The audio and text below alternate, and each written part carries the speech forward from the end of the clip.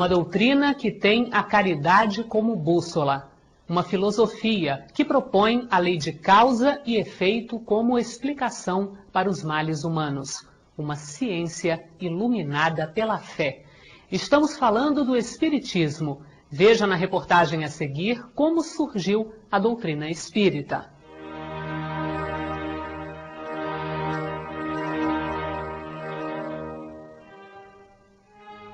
No século XIX, em Paris, um estranho fenômeno despertou o interesse do professor Hippolyte Léon Denisard Rivail. As reuniões de mesas girantes ganhavam cada dia mais adeptos, mas ninguém conseguia explicar como as mesas podiam responder a perguntas fazendo ruídos e movendo-se no ar, sem apoio algum. No meio do século XIX, as pessoas se reuniam em festas sociais e durante as comemorações elas se encontravam em torno de uma mesa e faziam perguntas para as mesas. E as mesas, através de pancadas, respondiam sim, não, às vezes algumas até chegavam a levitar. E as pessoas passaram então a fazer perguntas com respostas um pouco mais longas e cada pancada correspondia a uma letra. E elas iam anotando as letras para ter a resposta completa.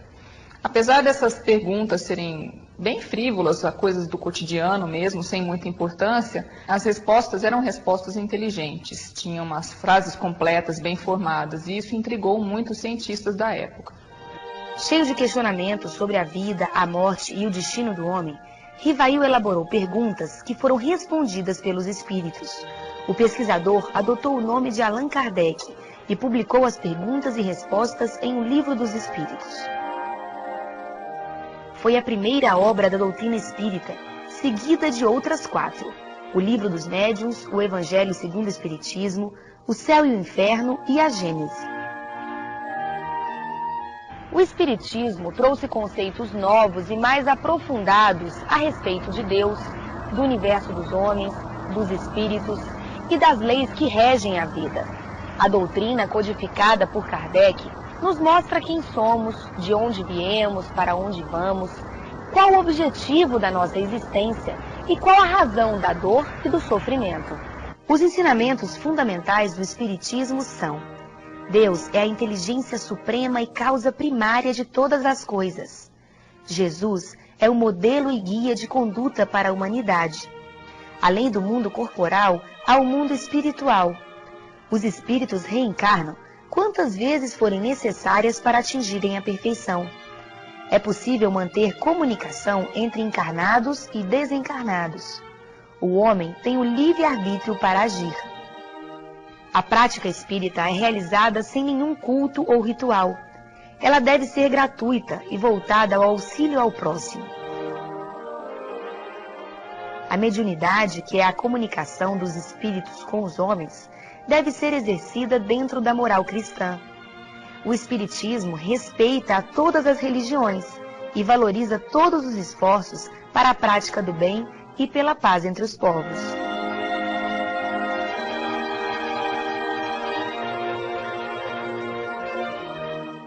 O Espiritismo desvenda os grandes enigmas da vida. De onde venho? Para onde vou? O que acontece após a morte? O nosso convidado é médium, conferencista, professor universitário e coordena uma das mais belas obras sociais do Brasil, o Remanso Fraterno, em Niterói, no Rio de Janeiro. Raul Teixeira é quem vai nos explicar um pouco sobre Espiritismo, codificado por Allan Kardec no século XIX. Raul, o que é o Espiritismo? É fácil explicar? É fácil, exatamente porque o Espiritismo é uma doutrina natural. Allan Kardec teve a grandeza de defini-lo como sendo uma ciência, um conhecimento que trata da origem, da natureza, do destino dos espíritos, como trata da relação desses espíritos com o mundo corporal. A partir daí, nós verificamos que todo esse corpo de ensinamentos que se refere a explicar o que é o espírito, de onde vem, o que faz na Terra e sua destinação pós-Terra, corresponde à vista do Espiritismo. Muita gente diz muita coisa sobre o Espiritismo. Não é uma religião, não é uma filosofia? Verificamos uma coisa muito interessante. Se nós disséssemos assim, que o Espiritismo é a ciência de, a filosofia de, ou a religião de, nós estaríamos criando um problema muito sério. Mas Allan Kardec teve a lucidez de dizer que é uma ciência que... Porque há várias outras ciências que falam de Deus, da vida, da morte, da alma. Ciência no sentido de conhecimento. E naturalmente que ao longo dessa definição, ele vai trabalhar também o Espiritismo como ciência, um conjunto de conhecimentos investigados, elaborados. E dessa maneira, nós não podemos comparar o Espiritismo, ciência, com a ciência química, a ciência física, a ciência biológica e outras ciências. Pela sua metodologia, por sua maneira de pensar, pela sua estrutura que o Espiritismo é ciência, mas não concorre com as ciências laboratoriais, porque nós não estamos lidando com os espíritos como os químicos lidam com as substâncias e elementos. Não estamos lidando com os espíritos como os físicos se utilizam da eletricidade, do magnetismo, etc. Os espíritos são seres inteligentes. Eles não estão quando a gente quer que estejam.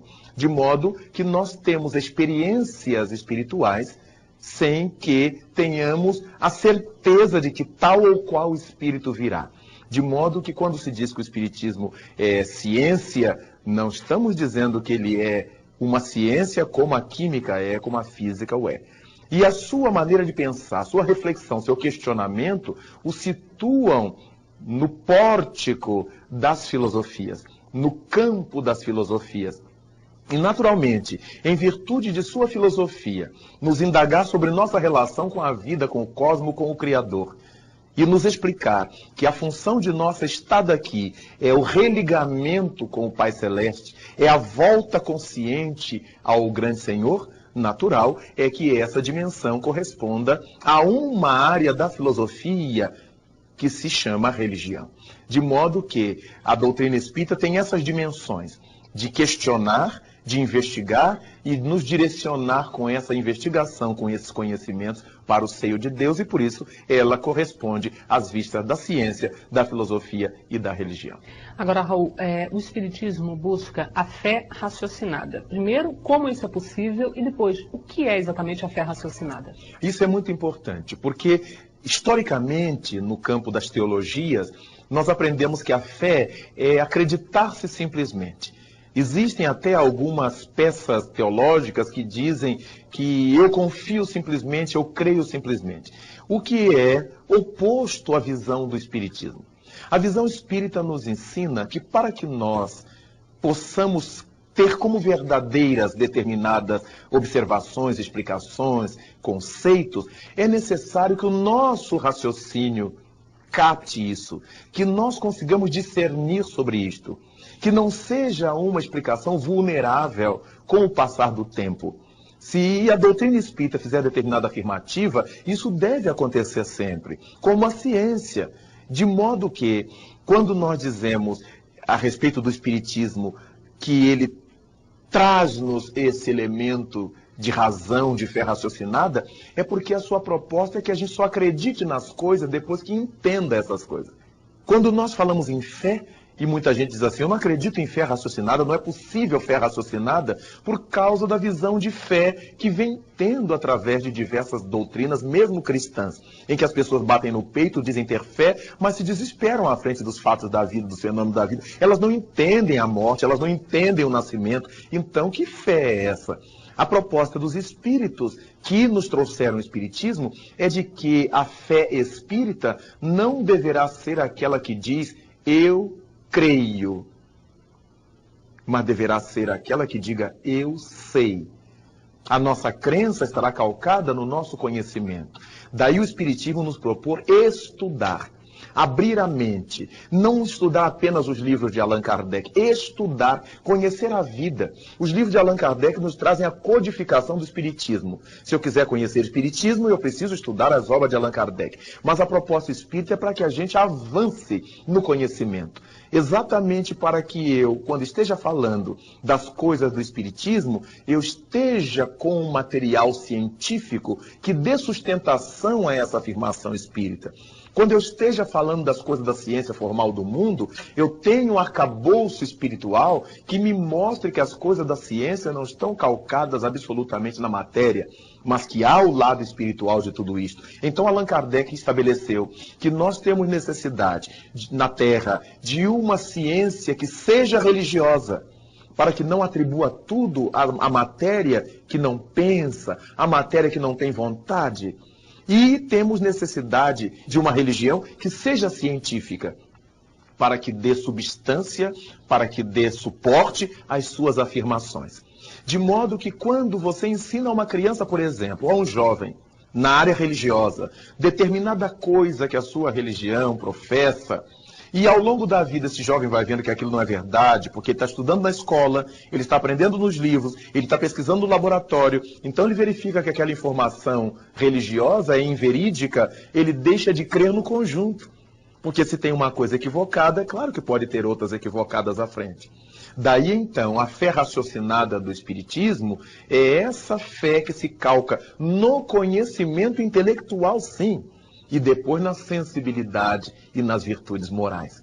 Então é isso que faz com que nós creiamos em Deus, não porque alguém nos disse, não porque alguém mandou que a gente cresça, não porque alguém nos ameaçou com o fogo do inferno caso a gente não acreditasse, mas porque nós elaboramos isto, entendemos, discutimos, discordamos, concordamos e chegamos a um substrato. Então a fé espírita há que ser eminentemente racional, senão não será fé espírita, ainda que possa ser fé. Raul, reencarnação, um dos princípios básicos do Espiritismo. O que é exatamente? É fácil compreender? A alma que se encontra no mundo espiritual para voltar a reencarnar é uma alma errante, ela está na erraticidade. Ora, então para qualquer espírito, qualquer alma que esteja na erraticidade, há a possibilidade de voltar a um novo corpo. Reencarnação é o movimento de voltar a entrar na carne, ou de entrar de novo na carne, ou o movimento de voltar à carne. E isso é possível muitas vezes? Isso é possível muitas vezes, é necessário dentro das vistas do Espiritismo, para que nós possamos adquirir a sabedoria dos milênios, as virtudes dos milênios, pouco a pouco. Allan Kardec estabelece no seu livro O Céu e o Inferno que uma única existência é um tempo grandemente curto para que nós conquistemos todo o bem que nos falta e para que nós eliminemos todo o mal que nos sobra. De modo que, como somos espíritos milenários, não estamos na Terra pela primeira vez e certamente não estaremos pela última. É necessário que a gente volte como um menino, como estudante tem que voltar à escola. Por mais que ele tenha que chegar ao seu curso superior, seja ele qual for, ele não aprende tudo numa aula só, num dia só de escola. Ele volta cada dia para aprender lições novas que dão sequência ao seu aprendizado.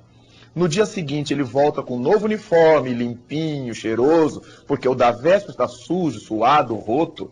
Então cada encarnação nossa na Terra corresponde a um dia de aula na grande escola terrestre. Ou se quisermos, corresponde a um minicurso nessa grande academia terrestre. Nós voltamos para casa, trocamos de uniforme, voltamos depois desse período para encetar uma nova fase. Então, a ideia da reencarnação, ela é tranquila, ela é simples.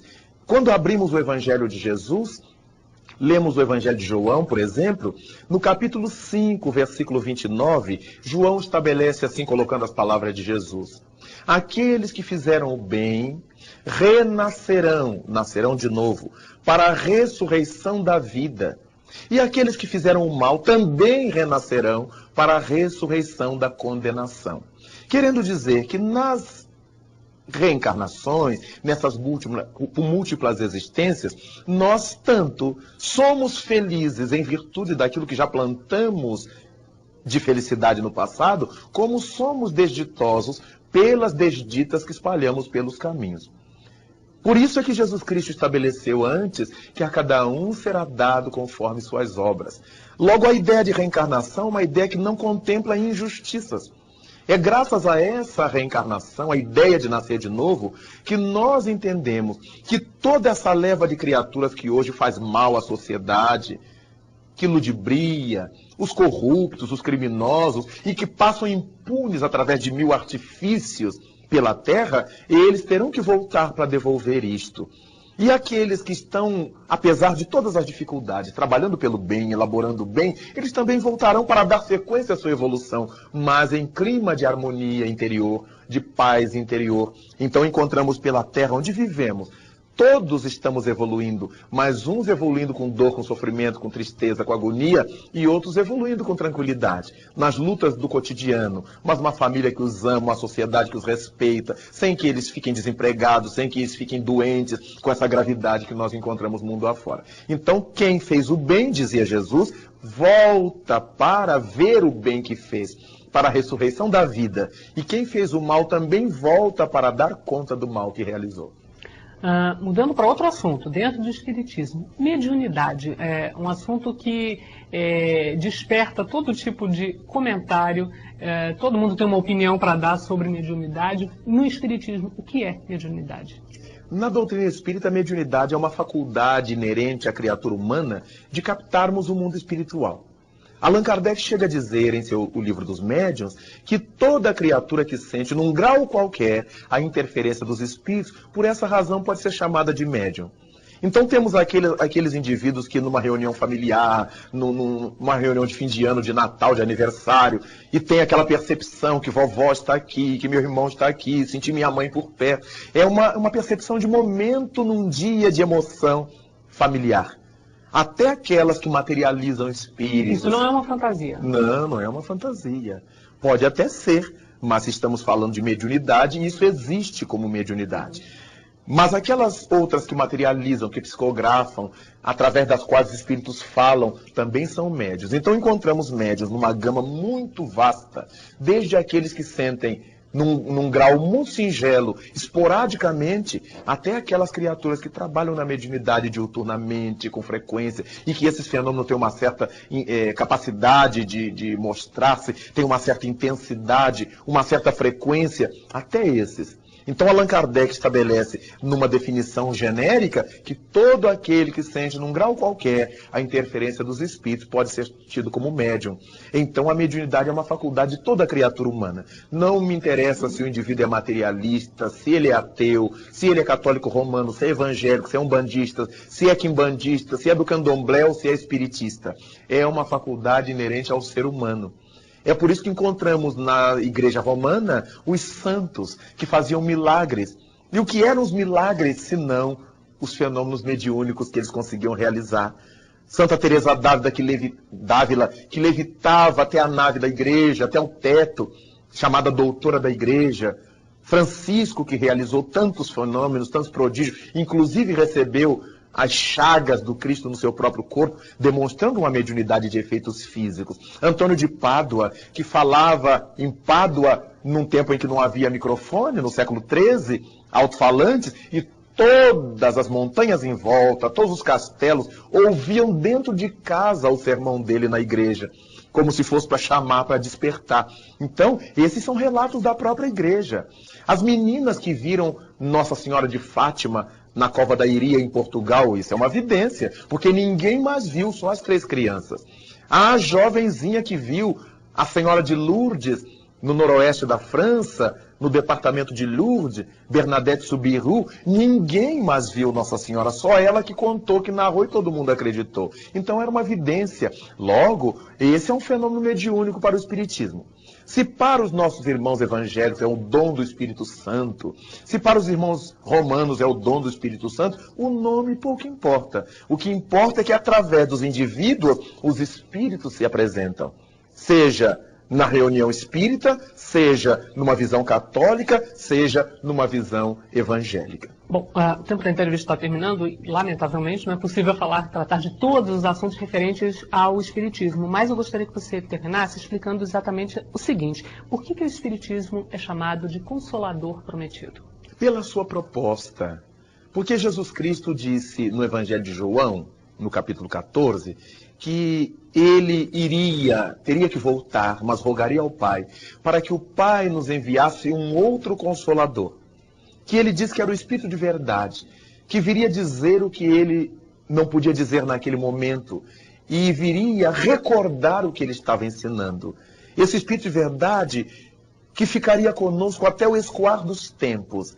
Nós atribuímos que esse Espírito de verdade, admitimos que esse Espírito de verdade seja essa natureza da doutrina espírita, essa essência da doutrina espírita, esse corpo de entidades superiores que trouxe para a Terra a doutrina imortal. E porque sua proposta é de fazer com que nós saiamos da ignorância para entender os conflitos que vivemos, para entender a dificuldade da Terra, para entender a virtude que nos dá felicidade, para entender as alegrias do mundo, para entender a dor e a morte. Então é eminentemente uma proposta consoladora.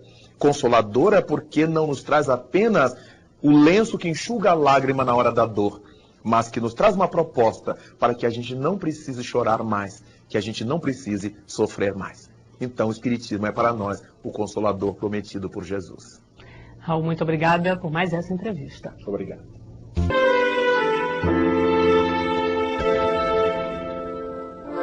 Olá, a Sandra Bandeira, do Rio de Janeiro, nos encaminhou esta semana a seguinte pergunta: por que as pessoas não aceitam as desgraças que lhes acontecem e se revoltam?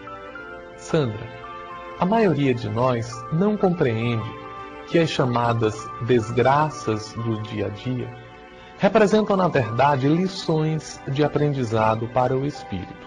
Observe que quando vamos fazer um curso de graduação, de pós-graduação, de formação profissional, nós esperamos o momento da prova para saber se estamos de fato preparados para enfrentar uma determinada dificuldade. Na vida do espírito, as dificuldades representam exatamente aquelas oportunidades que o espírito tem de demonstrar a sua formação interior e de superar as dificuldades, algumas vezes pelo mecanismo da resignação, que é a compreensão daquilo que não pode e não deve ser mudado. Algumas vezes pelo tratamento do problema através da alteração de circunstâncias naquilo que pode e deve ser mudado. Quando utilizamos o nosso potencial intelectivo para distinguir uma coisa da outra, estamos enfrentando as dificuldades da vida como o aluno que apreende as lições do dia a dia e aplica-as no seu cotidiano. As dificuldades que a vida nos oferece são, por isso mesmo, oportunidades de aprendizado sempre, em qualquer circunstância, cabendo ao espírito a sabedoria de identificar aquelas que podem ser alteradas daquelas que precisam ser suportadas com paciência e com resignação.